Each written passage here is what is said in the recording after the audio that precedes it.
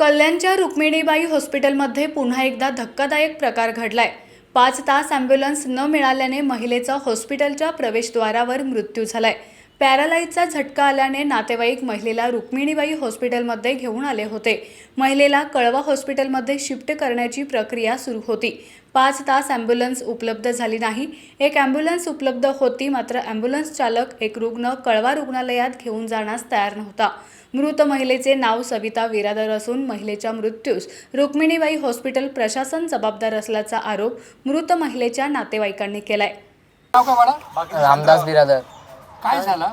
पहिले इकडे आणलेलं तर हे लोकांना आम्ही बोललं की ॲम्ब्युलन्सचं हे सगळं पहिले चेक केलं आणि ते बोलले की कलवाला घेऊन जावा। तर ते बोलले पहिले फ्रीवाला हे करा, ॲम्ब्युलन्स बोलवा। तर ते वाला केलं तर ते पण बोलले की आम्ही बिझी आहे, आम्ही नाही येऊ शकत। त्यानंतर त्याला ते ह्यांना पण बोललं की तुमचा ॲम्ब्युलन्स करा।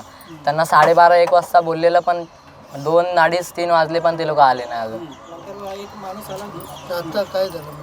त्याच्यानंतर मग ॲम्ब्युलन्स आली आणि मम्मीला इथपर्यंतच आणलं आणि मी अजून तब्येत खराब झाली। पण ॲम्ब्युलन्सवाला काय बोलतो, तो काय बोलतच नाही। 2 पेशंट पाहिजे बोलतो, 1 पेशंटला तसं नाही घेऊन जाणार।